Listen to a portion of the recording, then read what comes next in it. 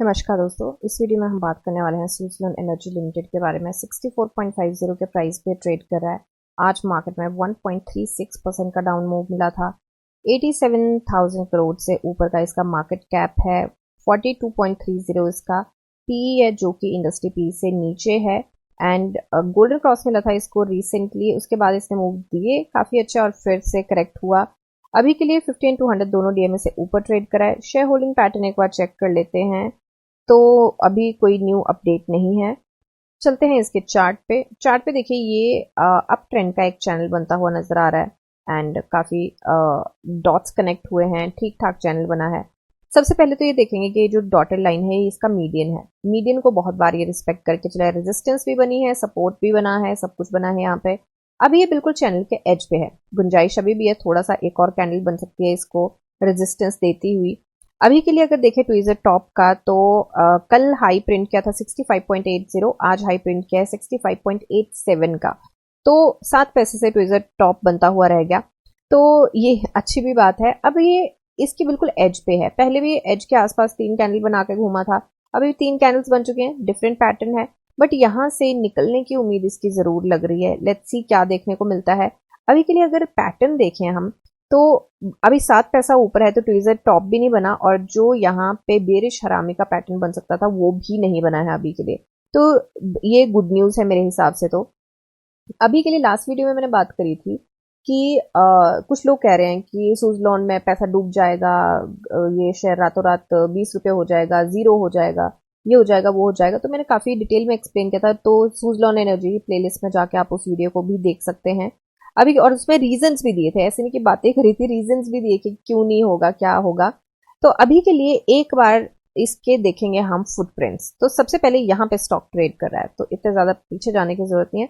यहाँ पे stock trade कर रहा है और यहाँ पे ट्रेड करते हुए अगर देखें तो रेजिस्टेंस बहुत स्ट्रांग है, तो ये सपोर्ट बनेगा। और उसके ऊपर की रेजिस्टेंस भी काफी स्ट्रांग है, जो कि पिवट की है 65.63 की, तो ये भी काफी स्ट्रांग है। इसको जब तक ब्रेक करके ऊपर सस्टेन नहीं करता है या मार्केट में वॉल्यूम एकदम से जंप अप नहीं करता है और मार्केट सेंटिमेंट्स अच्छे नहीं होते हैं, या पर्टिकुलर, क्योंकि ऐसा नहीं है कि मार्केट के साथ ही स्टॉक्स मूव करते हैं, उसके अगेंस्ट भी करते हैं।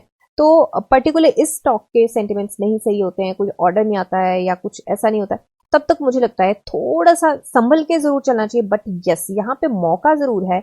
इस मंथ के एंड तक हो सकता है कि ये स्टॉक 79 के आसपास ट्रेड करता हुआ हो, अगर ये चैनल को अपने करता है फॉलो। और यहां से अगर देखें, यहां से देखें तो ये भी चैनल को बिल्कुल उसी तरीके से इसी के आसपास आता है।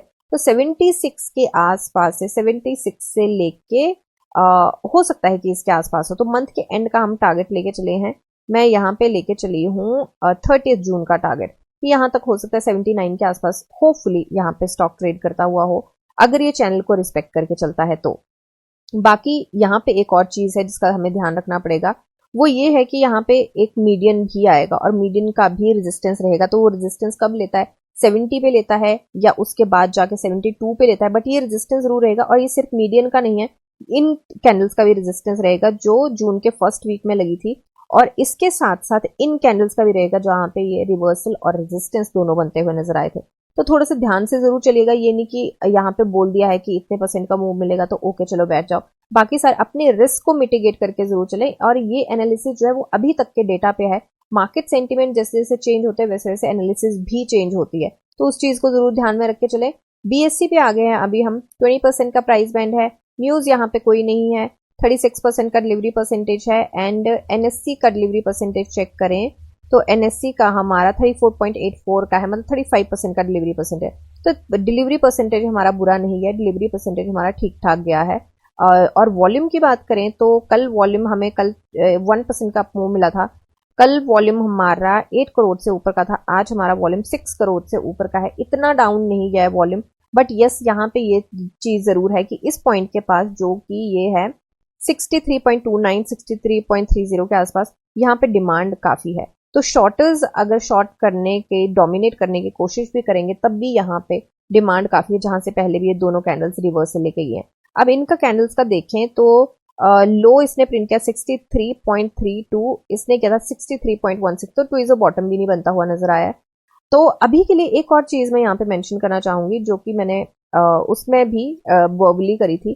तो यहाँ पे जो रिसेंट न्यूज है इसकी, तो यहाँ पे 9 जून को एक ब्लॉक डील हुई थी 20 करोड़ शेयर, एंड कितने के बिके थे वो 13,000 करोड़, सॉरी 1300 करोड़ के बिके थे।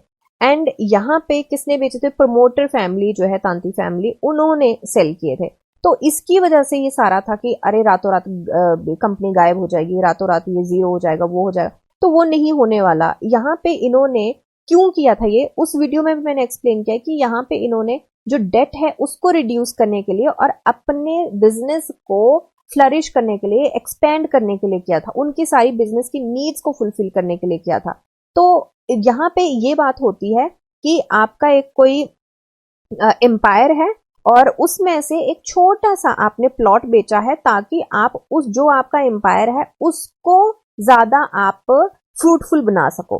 तो उसमें ज्यादा ऑफ कोर्स मतलब एक बड़ी कॉमन सेंस की बात है कि उसमें ज्यादा फायदा है। वो अपने बिजनेस को फ्रूटफुल बनाना चाहते हैं, डेट फ्री होना चाहते हैं, डेट को अपना जो भी है उसको मैनेज करना चाहते हैं। ठीक है। दूसरा इन्होंने बोला है कि 60% की ग्रोथ एक्सपेक्ट कर रहे हैं ये अपने major in their all major businesses. और कहां, कब? Financial year 2026। तो मतलब ये जो अगला मार्च आएगा, ये मार्च चला गया, 2026 का जो मार्च आएगा, तो उस फाइनेंशियल ईयर के ये इतना एक्सपेक्ट कर रहे हैं। ठीक है। और यहाँ पे अगर हम बात करें, order book is also strong. ये तो हमें पता ही है कि काफी अच्छे ऑर्डर्स इसको आते हैं, मोर देन 5.5 गीगावाट ऑर्डर्स। ये बहुत बड़े ऑर्डर्स होते हैं। और नेट कैश इन हैंड जो है इनका 2000 करोड़ इनके पास अभी नेट कैश इन हैंड है। तो मतलब लिक्विडिटी भी है इनके पास और ये बाकी सारी चीजों को बेच के मैनेज करना चाहते हैं। अब यहाँ पे टारगेट एंड एवरीथिंग दिए गए हैं। तो मोतीलाल ओसवाल ने टारगेट दिया है, आईसीआईसी सिक्योरिटीज ने टारगेट दिया है। मोतीलाल ओसवाल ने दिया है 83 रुपीज का और आईसीआईसी सिक्योरिटीज ने 76 का दिया है। तो इन्होंने टाइम पीरियड यहाँ पे मेंशन नहीं किया है कब तक, बट इन्होंने बोला है कि by the end of 2025 on trendy line. तो यहाँ पे ट्रेंड लाइन, तो यहाँ पे इन्होंने एंड के लिए ये बोला है, बट मुझे नहीं लगता कि एंड का ये है, क्योंकि वैसे भी हमें देखा जाए तो ये थोड़ा लॉन्गर रन का ही पर्सपेक्टिव लेके चलते हैं। बट मुझे एंड का तो नहीं लगता, पर मुझे ये चीज जरूर लगती है कि कुछ थोड़ा सा पहले जरूर ये हो सकता है एंड करिए। हो सकता है इस मंथ में ना हो, कोई सिचुएशन ऐसी जाए, फ्लक्चुएशन आ जाए, हो सकता है इस मंथ में ना हो, बाद में हो, बट एंड तक तो मुझे नहीं लगता कि ये वेट करेगा। रेस्ट अगेन ये सिर्फ और सिर्फ मेरी एनालिसिस है। अभी के लिए मैं एक बार बोलिंजर बैंड लगा के देखती हूँ। तो बोलिंजर बैंड पे 20 डे सिंपल मूविंग एवरेज से नीचे है। जब तक ये 20 डे सिंपल मूविंग एवरेज का ही आज हिकअप लिया है, 3 दिन से ले रहा है, जब तक इसको ब्रेक नहीं करता तब तक मुझे लगता नहीं एंट्री बनती है। तो माउथ भी और इसका थोड़ा सा नैरो हो रहा है, फिर से लगाते हैं। माउथ भी देखिए इसका थोड़ा सा नैरो होने लगा है अभी के लिए। तो यहाँ पे ये बस अगेन वही बात कि कंफर्मेशन कैंडल यहाँ पे पिवट को ब्रेक करने की जरूर लेके चले और उसके बाद देखते हैं क्या देखने को मिलता है। रेस्ट अगेन ये सिर्फ और सिर्फ मेरी एनालिसिस है, कोई बाय सेल होल्ड की रिकमेंडेशन है। मिलते हैं नेक्स्ट वीडियो में, तब तक के लिए शुक्रिया एंड हैप्पी इन्वेस्टिंग।